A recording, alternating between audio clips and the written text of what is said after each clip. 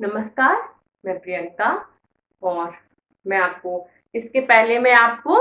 Historical उद्विकासवाद के बारे में, ऐतिहासिक उद्विकास के बारे में मैं आपको बता चुकी हूँ कि कैसे समाज अपने आप को आगे बढ़ाता है, समाज कैसे खुद को प्रतिबद्ध करता है, समाज कैसे खुद को अग्रसर करता है। यह हमें उद्विकासवाद में पढ़ना है। उद्विकासवाद में हमने इसको पढ़ा। हम जानते हैं कि जब सोशियोलॉजी की शुरुआत हुई तो एक बहुत बड़ा ये मुद्दा रहा, बहुत बड़ा ये विषय रहा कि इसका किस में अध्ययन किया जाए, अर्थात इसका किस तरह से अध्ययन किया जाए, या इसमें समाजशास्त्र के अंतर्गत किन विषयों की प्रधानता हो या क्या अध्ययन किया जाए। हम जानते हैं कि इसके जितने भी समाजशास्त्री हैं सब मानव शास्त्री हैं, और वह मानव शास्त्र के ही ऐसे ही तत्वों को हमको पढ़ाते हैं या बताते हैं जो मानव शास्त्र से प्रेरित हो। लेकिन जब हम आएंगे कि ऐसे कौन से सिद्धांत हैं जिनके द्वारा या हम समाजशास्त्र को जान सकते हैं, जिन सिद्धांतों के द्वारा हम समाजशास्त्र को जान सकते हैं, तो उनमें सबसे पहला हिस्टोरिकल है। और हम इसमें जो है कार्ल मार्क्स को हम पढ़ चुके हैं।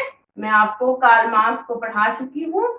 स्पेंसर को मैं आपको बता चुकी हूँ। कार्ल मार्क्स और स्पेंसर ये दोनों सबसे ज्यादा फेमस है, सबसे ज्यादा इसमें इनकी सबसे ज्यादा व्याख्या की जाती है कि इन्होंने जो है समाज को इस जो ये एक जो ये विषय है, एक सिद्धांत है, उसमें सबसे ज्यादा इनका महत्वपूर्ण योगदान है। इसको मैं आपको कार्ल मार्क्स और स्पेंसर के द्वारा बता चुकी हूँ। हम आगे बढ़ेंगे और हम ये देखेंगे कि इसमें दुर्खीम ने भी इसका बहुत महत्वपूर्ण अध्ययन किया है। दुर्खीम, या हम जिनको दुर्खाइम भी कह सकते हैं। हम एक अध्ययन देखेंगे दुर्खीम का और मार्गन का, क्योंकि दुर्खाइम जो है ये समाज का अध्ययन करते हैं उद्विकास के अंतर्गत, और मार्गन जो है वो परिवार का करते हैं। तो दुर्खीम समाज का किस तरह से करते हैं कि औद्योगिक समाज और पूर्व औद्योगिक समाज, औद्योगिक सोसाइटी, पूर्व औद्योगिक समाज और औद्योगिक समाज। तो ये पूर्व औद्योगिक समाज जो है, ये इसको दुर्खीम यांत्रिक भी बोलते हैं, यांत्रिक सोसाइटी। ये हमारा जो स्पेंसर का है या कार्ल मार्क्स का है, उसी समाज के अंतर्गत ये समाज भी आएगा। इस समाज में भी जो है रिश्तों की प्रधानता थी, और समाज जो है मिला जुला था, समाज में एक रूपता थी, समाज का जीवन एक जैसा था। और साथ ही साथ जिसके लिए ये विभाजन दुर्खाइम का बहुत ज्यादा फेमस है, वह सबसे मेन है कि इस समाज में और सब चीजों के साथ साथ इस समाज में, औद्योगिक समाज में सबसे ज्यादा क्या है, सबसे ज्यादा श्रम विभाजन है। सबसे ज्यादा क्या है, सबसे ज्यादा श्रम विभाजन है, अर्थात हर इंसान का काम बटा हुआ है। श्रम विभाजन जो है श्रम का विभाजन है, और इस समाज में ऐसा कुछ भी नहीं था।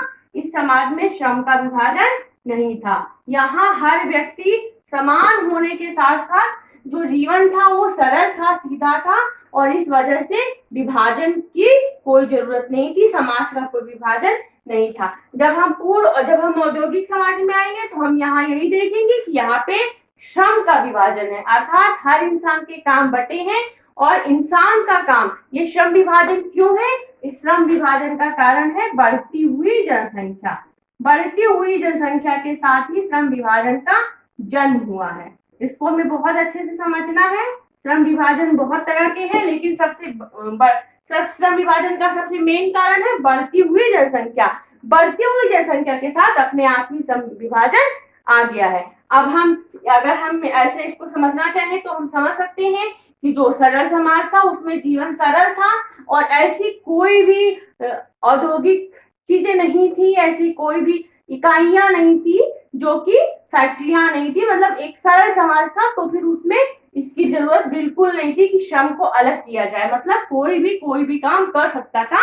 श्रम विभाजन जैसी चीजों की कोई व्यवस्था नहीं थी, और श्रम विभाजन बिल्कुल नहीं था। हम आगे बढ़ेंगे और दो चीजें जो बहुत ज्यादा फेमस है, हम बस उसी पे बात करेंगे, बहुत हल्के शब्दों में, बहुत कम समय में, बस हम इसको जानना समझना चाहेंगे। इसको जानने से हम कुछ भी जब आगे पढ़ेंगे तो हमारे लिए बहुत ज्यादा इजी हो जाएगा, अगर हम मेन चीज को समझ लेते हैं कि कोई भी सिद्धांत किसकी बात करता है या क्या समझाना चाहता है। अगर हम ये जान लेते हैं तो हमारा उस सिद्धांत को समझने का जो नजरिया है वो विकसित हो जाता है और उससे हमें बहुत आसानी होती है, हम चीजों को बहुत आसानी से समझ सकते हैं। श्रम विभाजन के साथ ही साथ यहाँ पे क्या था, यहाँ पे दमनात्मक कानून था,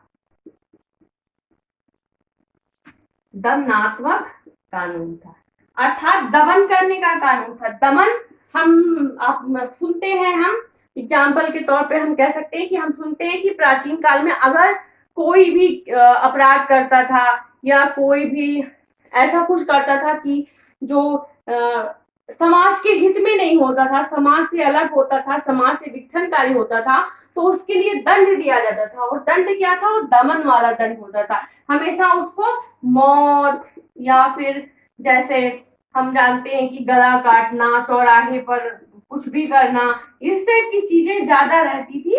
और अभी क्या है, औद्योगिक समाज में क्या है, औद्योगिक समाज में हम सबसे ज्यादा जानते हैं, औद्योगिक समाज में दमनात्मक कानून नहीं है, क्षतिपूर्ति वाला कानून है, क्षतिपूर्ति कानून। यहाँ पे दमन नहीं है। अगर कोई ऐसा कुछ करता भी है तो क्या किया जाता है कि अगर बहुत बड़ा अपराध नहीं है तो उसको शारीरिक दंड नहीं दिया जाता है या हल्के तौर पर दिया जाता है, और ये कहा जाता है कि आप क्षतिपूर्ति के तौर पे आप 2000, 5000, 10,000, मतलब जिस भी तरह से चीजें घटती हैं या जिस भी तरह की घटना होती है उसके एवज में ऐसा दंड दिया जाता है जो व्यक्ति के ऊपर बहुत ज्यादा प्रभावी ना हो, बहुत ज्यादा जो दमन ना करे व्यक्ति का, और व्यक्ति जिसे सीख ले और सीख के ही कम से कम में अपना जीवन जो है सुधार ले, जो पुरानी गलतियां हैं उसको ना करे। तो हम इसको क्या कहते हैं, हम इसको क्षतिपूर्ति कानून कहते हैं। एक चीज और है बहुत महत्वपूर्ण है, वह ये है कि इसमें पूर्व औद्योगिक समाज, जिसको यांत्रिक समाज भी बोलते हैं, इसका सबसे बड़ा जो है मेन एक बहुत इसका सबसे मेन बात है कि इसमें जो अपराध होता है वह समाज के विरुद्ध माना जाता है, समाज के विरुद्ध माना जाता है। मतलब इसमें जिसने जो भी अपराध किया वह व्यक्ति के विरुद्ध नहीं होगा, वह समाज के विरुद्ध अपराध माना जाएगा और फिर उसको इस तरह से दंड दिया जाएगा कि समाज पे उसका असर पड़े और आगे का समाज उससे जो है एक अच्छा सबक ले। इसलिए इसको ऐसा बनाया गया था कि जो भी अपराध होता था वह समाज के विरुद्ध अपराध माना जाता था, इसलिए फिर ऐसे ही नियम बनाए जाते थे। और इसमें क्या है, इसमें व्यक्ति के विरुद्ध, इसमें कोई भी आप अपराध करोगे आप वो समाज के विरुद्ध नहीं माना जाएगा, वो व्यक्ति के विरुद्ध माना जाएगा। तो जो व्यक्ति के विरुद्ध अपराध रहेगा उसका उसी तरह से दंड रहेगा। अगर समाज के विरुद्ध अपराध होगा तो निश्चित तौर पर फिर उसकी जो उसकी सजा है वह ज्यादा ही बड़ी रहेगी, ज्यादा ही हम कह सकते हैं कि ज्यादा ही हार्ड रहेगी। और जो व्यक्ति के विरुद्ध रहेगा उसमें क्या होगा, समाज का जो सजा है वो समाज क्षतिपूर्ति वाला देगा, ऐसा देगा जिससे व्यक्ति का जीवन या पूरे समाज का जीवन प्रभावित ना हो और वह कम शब्दों में खुद को समझ जाए। चलिए, बहुत हल्का है, बहुत इजी है, लेकिन बहुत महत्वपूर्ण है। अगर आप चाहते हैं तो आप 1-2 लाइन में आप इसको एक एरो बना के डाल सकते हैं फटाफट। बाकी जब दुर्खाइन पढ़ाए जाएंगे तो फिर वो श्रम विभाजन को उस तरह से फिर समझाया जाएगा, उस तरह से फिर बताया जाएगा।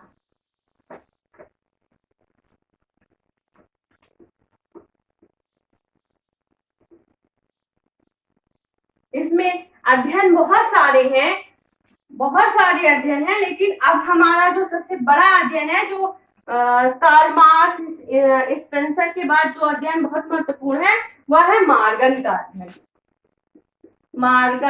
मार्गन का अध्ययन बहुत महत्वपूर्ण है। मार्गन एक अमेरिकी मानवशास्त्री थे, अमेरिकी मानवशास्त्री थे। अमेरिकी माँ मैं आपको बता चुकी हूँ कि जितने भी हैं समाजशास्त्री, वो सबसे पहले इनका जन्म 1818 में हुआ और इनकी मृत्यु 1881 में हुई। ये मैं एक इंटरेस्टिंग बता दे रही हूँ, अगर आप इसको ऐसे ही समझना चाहें तो याद कर सकते हैं। अगर आप कोई उस टाइप की जो एग्जाम्स की तैयारी कर रहे हो तो आप इसको देख सकते हैं। मॉर्गन जो है वो अमेरिकी मानवशास्त्री था। अमेरिकी मानवशास्त्र के साथ साथ उसने समाजशास्त्र पर जब काम करना स्टार्ट किया तो उसने जो है परिवार के, उसने समाज के विकास की क्रमबद्ध बात नहीं बताई। मॉर्गन इसलिए फेमस है कि इन्होंने सबसे पहले तो समाज का बताया, समाज का क्रमबद्ध विभाजन बताया। जंगली जंगली फर्स्ट है, सेकेंड बर्बर, थर्ड सब जंगली बर्बर सभ्य। तो जंगली जो है वो सबसे पहला मॉर्गन का समाज का जो क्रम है व्यक्ति का वो जंगली था। जंगली में उसको रहन सहन के तरीके नहीं मालूम थे, उसका जीवन अलग टाइप का था। वह लोगों को, हम जानते हैं कि लोगों को मार के खाना या जानवरों को मार के खाना या नंगे रहना या परिवार का भी उनका कोई क्रम नहीं था। उनका एक घुमंतु रूप रहता था और वो किसी भी तरह से अपना जीवन यापन करते थे। तो ये क्या है, ये जंगली था। फिर ये बर्बर हुए। बर्बर जब ये जंगली थे तो ये थोड़े सभ्य थे। सभ्य का मतलब इनके पास हथियारों की व्यवस्था नहीं थी और ये क्या हुए थे, ये जो है मारपीट करना या फिर अपनों को प्रताड़ित करना या समाज को प्रताड़ित करना, ये सब इन्होंने नहीं सीखा था। परिवार का विकास नहीं हुआ था और परिवार के विकास के साथ साथ स्त्रियों पर दमन की शुरुआत नहीं हुई थी। फिर जब ये बर्बर हुए, ये बीच का क्रम है। तो ये बर्बर के साथ ही साथ क्या हुए, बर्बर के साथ ही साथ ये जो है बहुत ज्यादा आक्रामक हो गए और फिर इन्होंने जो है परिवार पे ही स्त्रियों को जो है, एक तरह से हम कह सकते हैं कि अपना वजूद बनवाने के लिए इन्होंने जो है औरतों को बहुत हद तक प्रभावित किया, औरतों के जीवन को बहुत हद तक प्रभावित किया, समाज को बहुत हद तक प्रभावित किया। मतलब हम समझ सकते हैं कि जिसके हाथ में सत्ता है या जिसके जो शारीरिक रूप से जो मजबूत था वो मजबूत होता चला गया। अब हम यहाँ से फिर आएंगे सभ्य। ये फिर सभ्य हो गए। सभ्य होने के साथ साथ ये क्या हो गए, इन्होंने शिक्षा का विकास किया, कलम का विकास किया और शिक्षा के विकास के साथ साथ इनमें और सभ्यताओं से धीरे धीरे सभी सभ्यताएं जो है धीरे धीरे विकसित होने लगी। सभी सभ्यताओं ने एक दूसरे से अच्छी सभ्यताओं को ग्रहण किया और अपने जीवन को थोड़ा सा डेवलप किया, अपनी थोड़ा सा जो इनकी भाषा थी उसको परिष्कृत किया, उसको अच्छी बनाया और पढ़ने लिखने पर ध्यान देने के साथ ही साथ इनका जीवन का रूप भी बदल गया। इनके जो जीवन का जो रूप था वह भी प्रभावित हुआ। तो हम इसको क्या कहेंगे, जंगली बर्बर सभ्य। ये लास्ट में क्या हो गए, सिविल सोसाइटी में आ गए और ये एक सभ्य जिंदगी जीने लगे। तो ये बहुत ही इजी है, मगर हमने इसको 2 शब्दों में बस समझना था, बहुत ज्यादा इस पे हमको फोकस नहीं करना है। अब हम आगे आएंगे जिसके लिए सबसे ज्यादा फेमस है परिवार का। हम जानते हैं कि जब मनुष्य आदिकाल से जब मनुष्य का जीवन स्टार्ट हुआ तो परिवार नाम की सत्ता नहीं थी। परिवार नाम की सत्ता धीरे धीरे विकसित हुई जब मनुष्य अपने प्राकृत रूप में आने लगा। तो धीरे धीरे क्या हुआ कि उसको जो है, जो उसकी यौन इच्छा थी वो जागृत हुई, या फिर उसने जो है रहना शुरू किया, या उसने जो है जीवन को समझा कि उसको जो है, जैसे वो जंगल में रहता था तो उसको जो वहां का कठिनतम जीवन था उससे बचने के लिए उसको परिवार की आवश्यकता महसूस हुई। उसने धीरे धीरे जो खेती थे वहां पे विकास करना शुरू किया। ये सब तो हम जानते ही हैं, बहुत ज्यादा डिटेल में नहीं जाना है। तो अब वहां से उसको लगने लगा कि हमें एक परिवार बसाना चाहिए। पहले उसका घुमंतु जीवन रहता था और उस क्रम में, उसी के क्रम में जो है मॉर्गन ने परिवार की व्याख्या की है। तो इसमें सबसे पहले मॉर्गन ने क्या बताया है, समरक्त परिवार। समरक्त परिवार, ये इनका 5 विभाजन है। परिवार का इनका 5 विभाजन है। समरक्त परिवार, समरक्त क्या थे, एक ही रक्त का, एक ही ब्लड का जो है परिवार था, एक ही ब्लड, एक ही रक्त। तो ये जो है ब्लड क्या था, एक ही रक्त का परिवार था। और मतलब इसमें जो है भाई बहन के बीच भी यौन संबंध की मनाही नहीं थी। भाई बहन के बीच यौन संबंध मना नहीं थे।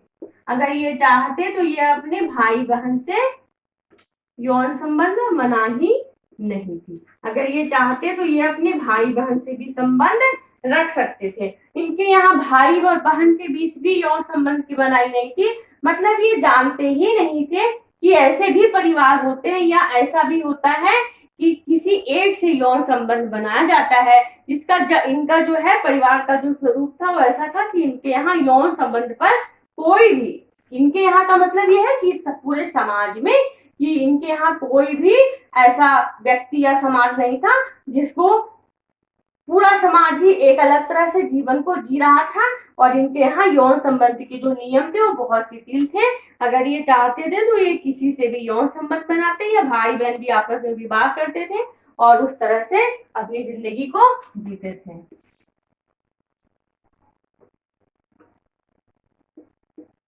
हम आगे आएंगे और हम देखेंगे समूह। समरक्त से समूह हो गया, समूह परिवार।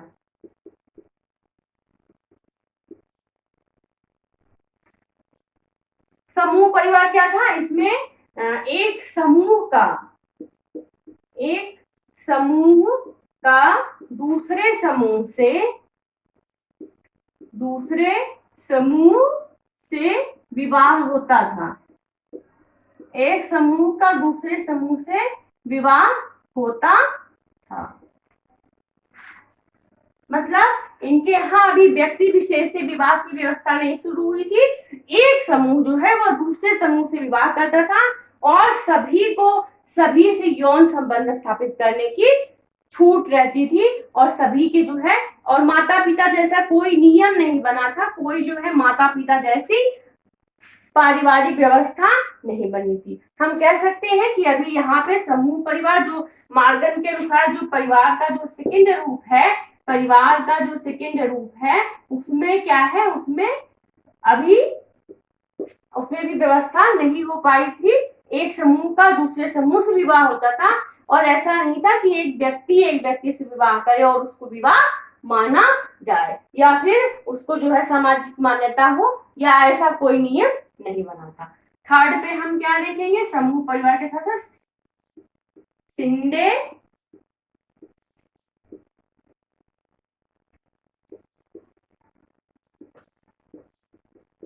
ये परिवार जो है ये थोड़ा अलग था। विवाह तो इसमें एक से होने लगा, विवाह एक से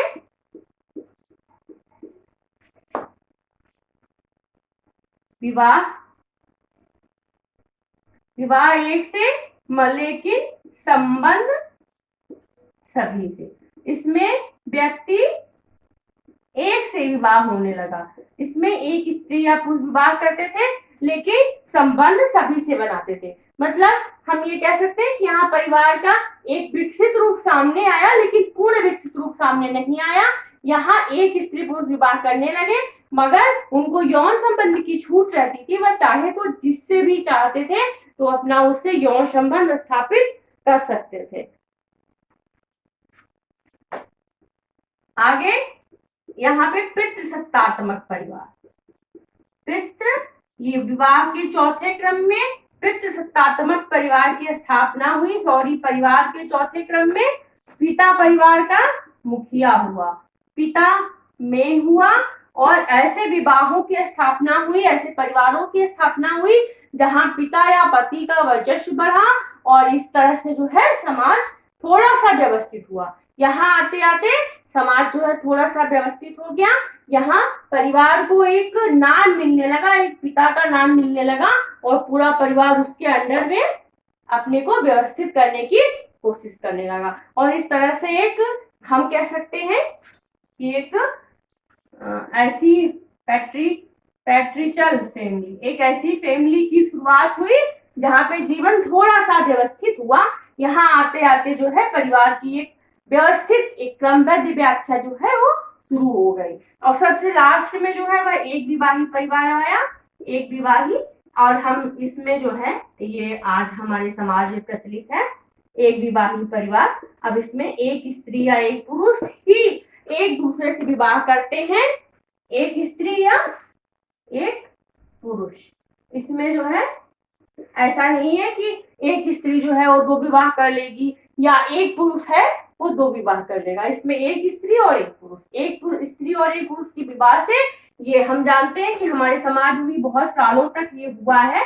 हमारा समाज इससे अछूता नहीं है। हम जानते हैं जब हम अपने पिछड़ों को पढ़ते हैं, जब हम अपने पूर्वजों को पढ़ते हैं तो हम ये बहुत अच्छे से समझते हैं कि हमारे यहाँ 1955 में इसकी रोकथाम हुई, एक विवाह को मान्यता दी गई और एक विवाह ही विवाह का सच्चा स्वरूप है, जिसको मैलिनोवस्की ने कहा है कि एक विवाह ही विवाह का सच्चा स्वरूप है और इसी के द्वारा जो है समाज विकसित होगा। हमें ये जो है ऐसे भी समझ लेना चाहिए कि एक विवाह के माध्यम से ही समाज पूर्ण विकसित रूप में आया है और जो स्त्रियों के ऊपर जो दमन था या जो इस तरह की चीजें होती थी समाज में, अब खत्म हो रही हैं। एक विवाह के माध्यम से स्त्रियां भी एक अच्छा जो जीवन है उसको पाने के लिए लगी हैं और वास्तव में अब ऐसे रूल्स बने हैं कि अगर कोई इसको तोड़ता है तो उसको जो है दंडित किया जाएगा। तो इससे एक विवाह जिस भी अभी हम जनजातियों में जानते हैं कि वहां पर जैसे नायर वगैरह में बहुपति विवाह है, तो टोडा वगैरह में मतलब कुछ ऐसी जनजातियां हैं जो मातृ सत्तात्मक है वो बहुपति करती हैं और जो पितृ सत्तात्मक है वो बहुपत्नी विवाह करते हैं। लेकिन जो एक हम कह सकते हैं सभ्य समाज है, सिविल समाज है, उसमें ऐसा अब नहीं है। अब एक विवाह का ही प्रचलन है और एक विवाह ही व्यक्ति कर रहा है या समाज एक विवाह को ही प्रिफर कर रहा है और इससे स्त्रियों की स्थिति में भी बहुत बड़ा बदलाव आया है। स्त्रियां खुद को आज बहुत अच्छे से समझ रही हैं और समाज को भी अपना अच्छा दे रही हैं। तो ये जो है मॉर्गन के परिवार की व्याख्या हो गई। अगर आप चाहें तो आप इसको अपने शब्दों में जरा सा उतार सकते हैं, ये आपके लिए बहुत लाभकारी होगा। छोटे छोटे ही हैं। देखिए, अगर आपको कॉन्सेप्ट क्लियर रहेंगे तो शब्दों की दिक्कत नहीं है। शब्दों के लिए आपको बहुत ज्यादा भटकने की जरूरत नहीं होती है। सबसे पहले आपका कॉन्सेप्ट क्लियर होना चाहिए, उसके बाद हम शब्दों को फिर अपने शब्दों में भी कई बार चीजों को डाल सकते हैं और जो आप अपने शब्दों में डालेंगे वही ज्यादा सही रहेगा, क्योंकि रटी हुई चीजें फिर बहुत लंबा आपको असर नहीं दे पाएंगी। इसलिए तथ्यों को समझने की ही आदत डालनी चाहिए। तो इसमें हम जो है इसको हम अपने तरह से इतना तो समझ ही गए हैं। अब हम इसमें बहुत डिटेल में नहीं जाएंगे, वैसे इसके जो है कला का भी अध्ययन किया है, लेकिन हम जो हमारे मेन थिंकर्स थे हमने उनको पढ़ लिया है, तो हम इसमें बहुत अंदर नहीं जाएंगे। आज मैं आपको थोड़ा सा संघर्षवाद के बारे में बता दूंगी। थोड़ा थोड़ा हम ये सारे जितने भी सिद्धांत हैं हम उसको पढ़ लेंगे, तो इससे क्या होगा, इससे हमको जो है बहुत आसानी हो जाएगी। हम इसके बाद जब भी इसको शुरुआत करेंगे, जब भी हम इन थिंकर्स को पढ़ने की शुरुआत करेंगे या इनके जो भी थिंकिंग है उसको पढ़ने की शुरुआत करेंगे, तो हमें इसमें बहुत ज्यादा उलझन नहीं होगी। संघर्षवाद, कॉन्फ्लिक्ट। चलिए, ये संघर्षवाद क्या है? संघर्षवाद का फादर कार्ल मार्क्स है। संघर्षवाद का फादर कार्ल मार्क्स है। संघर्षवाद क्या मानता है? संघर्षवाद ये मानता है कि जो पूरा समाज है वो सिर्फ मूल्यों पे नहीं जुड़ा है, समाज संघर्ष पे भी जुड़ा है। क्योंकि जो मूल्य हैं जब वो बहुत पुराने हो जाते हैं तो उनमें जो है ठहराव आ जाता है। वो क्या होते हैं, जब मूल्य बहुत पुराने हो जाते हैं तो मूल्यों के अंदर क्या होता है, एक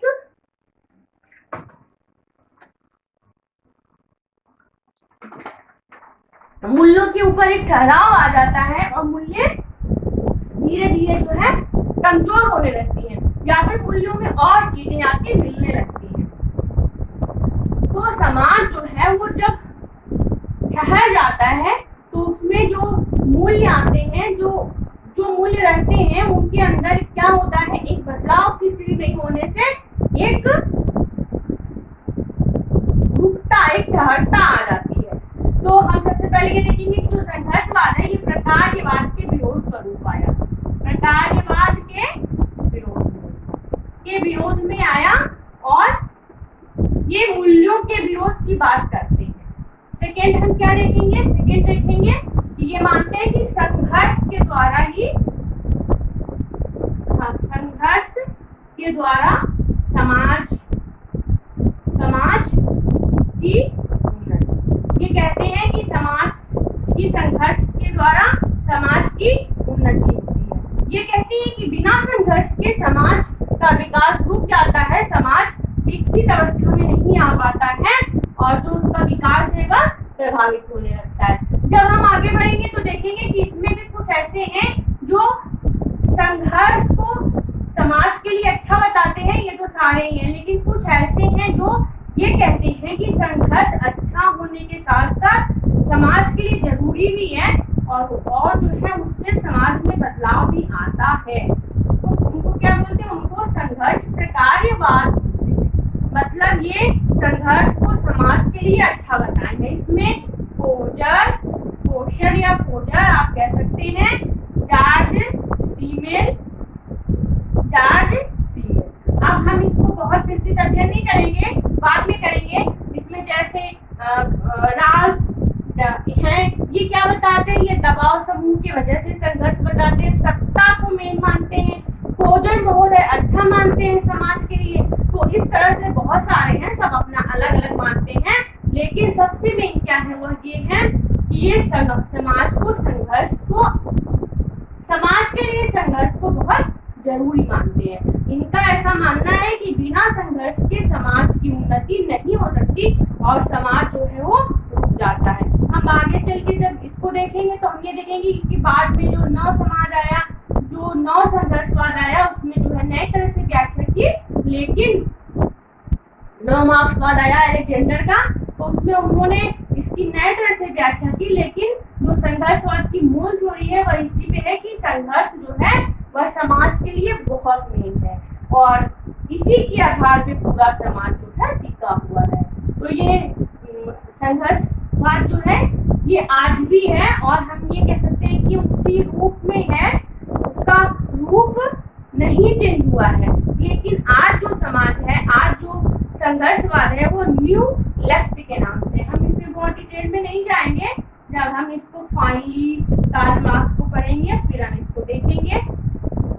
आज जो नया समाज है, जो नया संघर्षवाद है, नए समाज में नया संघर्षवाद न्यू लेफ्ट, नया वामपंथ के नाम से जाना जा रहा है, जो इन मुद्दों पर ध्यान नहीं देके जो समाज या संघर्ष की बात जो प्राचीन लोगों ने करी थी, किया था, उनकी बात नहीं करके ये क्या कर रहे हैं, ये नारी आंदोलन और किसानों की स्थिति और बदलाव की बात और जो जाति धर्म वगैरह इन सब चीजों की बात कर रहे हैं। और ये नया वामपंथ कहाँ आया है, ये नया वामपंथ सबसे ज्यादा स्कूल कॉलेजों में आया है, जो नस्लवाद, जातिवाद और स्त्रीवाद वगैरह के लिए काम कर रहा है। और ये मान रहे हैं कि संघर्ष के द्वारा ही एक नए समाज को बनाया जा सकता है, एक नए समाज को गढ़ा जा सकता है। संघर्षवाद की व्याख्या में सबसे महत्वपूर्ण चीज हम ये देखते हैं कि जो मार्क्स का समाजवाद था, जो मार्क्स के समाजवाद की थ्योरी थी, वह पूरे आगे कहाँ पे टिकी थी, वह पूरे आगे टिकी थी कि पूरी तरह से जो है समाजवाद की स्थापना हो। और जो नया वामपंथ आया है, इसकी भी जो नया वामपंथ हम देख रहे हैं आजकल हर दिन इन घटनाओं को, जो नए स्टूडेंट हैं या फिर जो बदलाव के लिए लगे हैं या जो चाहते हैं कि थोड़ा सा जो है समाज अलग हो, जेएनयू वगैरह में जो घटनाएं लगातार हो रही हैं, हमारे मत अलग हो सकते हैं, हमारे विचार अलग हो सकते हैं, पर रूप यही है कि ये जो है नया वामपंथ के माध्यम से व्यक्ति को एक शीर्ष स्थान पर, मतलब सारे को एक समान स्थान पर लाना चाहते हैं। अब इसकी अलग से व्याख्या की जा सकती है कि सब अलग अलग है या सबकी रुचि या सबके जो है काम के अवसर पर सबको बांटा जा सकता है, ये एक अलग इसका पूरा एक मुद्दा है, पूरा एक प्रोफार्मा है। लेकिन जो संघर्षवाद है ये पूरी तरह से इसी पर टिका है कि संघर्ष जो है वो समाज के लिए एक अत्यंत प्रभावी अपनी भूमिका रखता है।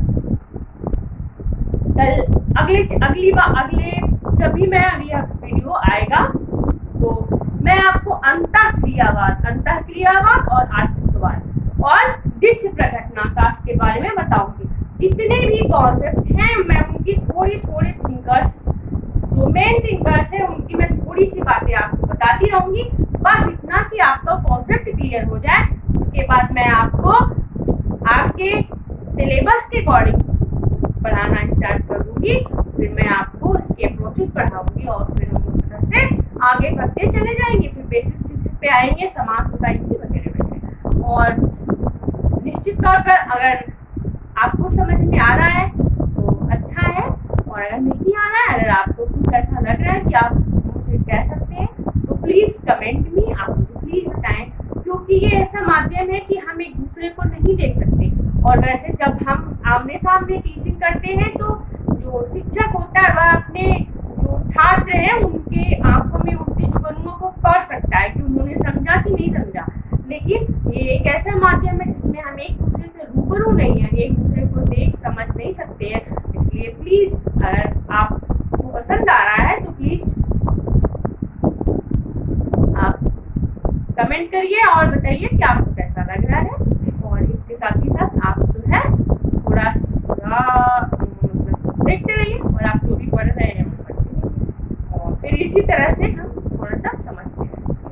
और आगे मैं धीरे धीरे आपको सब कुछ सारे चैप्टर्स क्लियर कराती हूँ।